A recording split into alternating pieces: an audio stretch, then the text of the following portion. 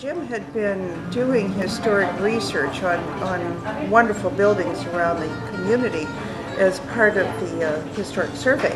And he, as part of his book, Raising the Roof, he wanted to really focus on Nancy Budd's home. And in the process of talking to her, Nancy Budd and her family have owned the schoolhouse for generations. Wow. He began talking to her about the importance of this building to the public. And I have to really say hats off to Nancy Budd, because without her, without her personal generosity. There's a small story that the schoolhouse used to have green shutters on it. And there was a person who came through the area from the National Trust, and they were looking at all the buildings and doing this, and they told her in some way that, oh, this building never would have had green shutters on it. And within, I think, hours, they were gone, because she wanted that building, you know, and she wants the building preserved, and she wants the building kept, and it should be. It needs to be. It really needs to be. The schoolhouse project was invention of the Historical Society's board when it was discovered that the building itself, which is probably the best preserved and probably the finest piece of school architecture in Michigan, became available for public use. The Society looked at the building as a place to not only preserve the structure, but also a place to use the structure, this wonderful Italianate school that was built in 1867, to use the structure as a kind of a historical artifact, as a discovery center, as a place to explore and to better understand the history of the community. And so it's an opportunity that the Society's board and the community and the school and the library collaboratively are looking to use as a place where history really can meet technology, and kids can come in and adults can come in and learn about some of the many layers of Saugatuck-Douglas history, bringing history alive to the community.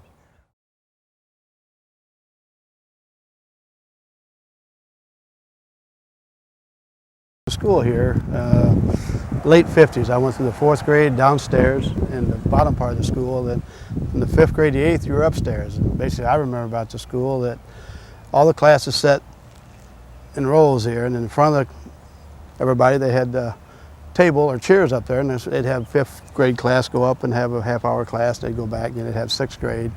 We seemed to have a teacher, Miss Glass Hadaway, I believe her last name was, and she'd always sit with her back to you, teaching the other class that was up there, but she seemed to know everything that went on behind her. But we couldn't get away with anything. She'd say, "I know what you're doing, Bill." The only bill I heard is when the teacher come up alongside my hand. Well, I had a couple of them too.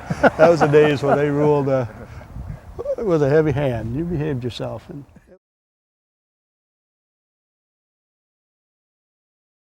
When you think back to those days when you were at the old school, what are some of the memories you have? I can remember the first day that I went to school in 1926. Mary Hans, that was her first day of teaching too. Well, she grabbed me and kissed me when I came in. And I went to her 90th birthday at the Fenville School, and that's the first thing she said to me when I came in. She remembered that first day I went to school. That was her first day of teaching. And so she never forgot you? Never, never. I probably had the best elementary teacher in 3rd, 4th, and 5th grade, and her name was Gladys Hadaway. And she had had polio as a young child, so she was a redhead also. She was a redhead. And Meaning she got mad all the time? Got mad all the time, you know, redheaded temper, but strict, but caring. And just the best teacher ever. As we got older, you know, kindergarten through 8th grade, when we got into probably 3rd, 4th, and 5th, we were allowed to go downtown Douglas to have hot lunch for, you know, our lunch hours. Right. So we ate lunch at what is now the Everyday People Cafe. It was then Bill's Diner. So we would venture off the safe grounds of Douglas School and go into the inner city for hot lunch.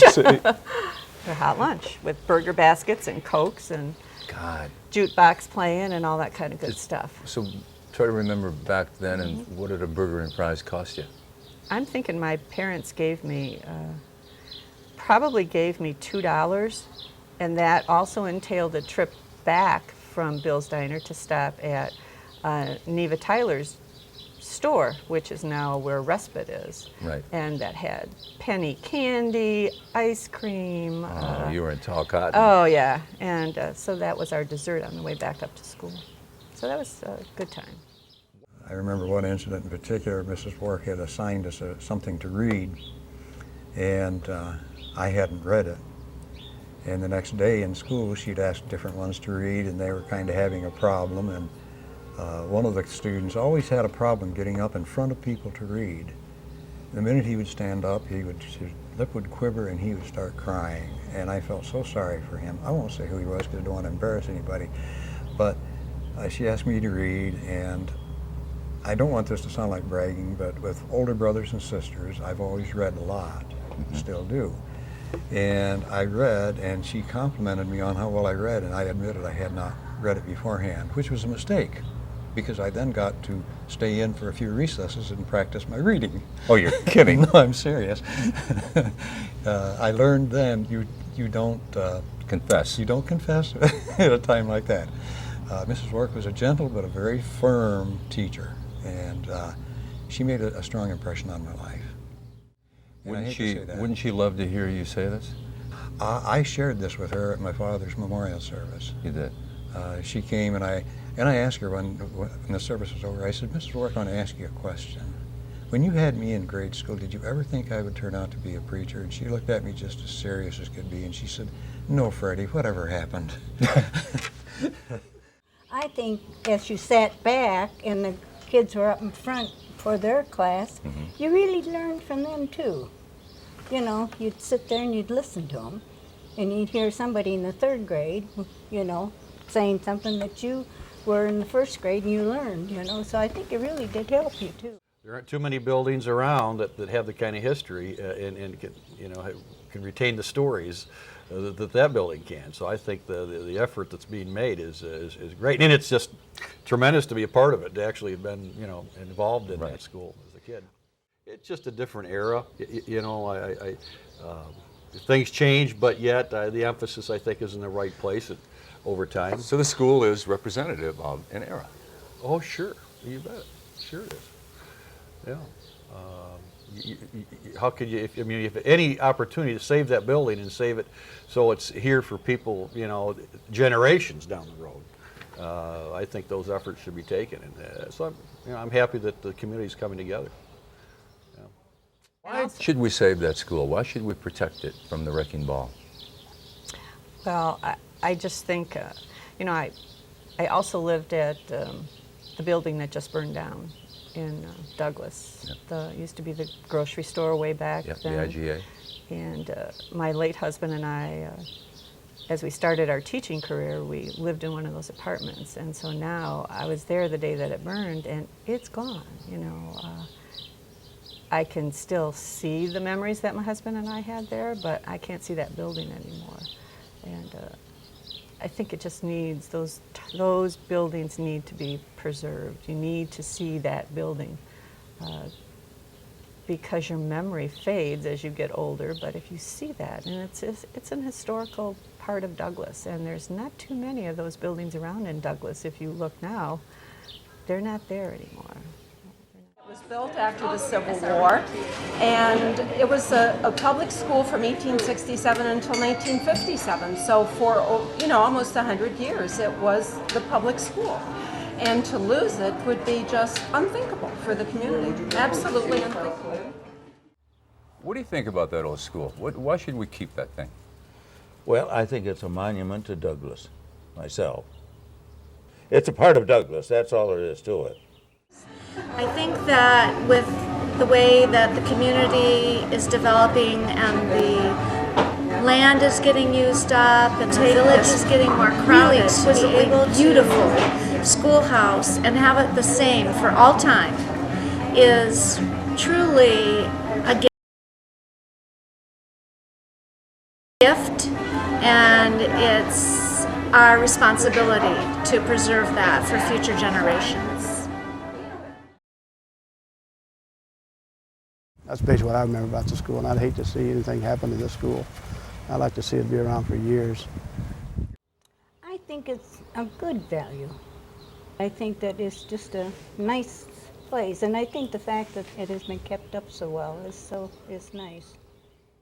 Let's see. The only classroom I really can remember that had anything unique was the upstairs classroom had a stage, and where once or twice a year we'd have a little stage play, like at Christmas time. That was the only thing. Otherwise, it was a classroom. Did you have a role? I had one role. We had a couple of us had to sing "Don't Fence Me In" or something in a little stage play one time with our cowboy outfits and our cap guns and what have you.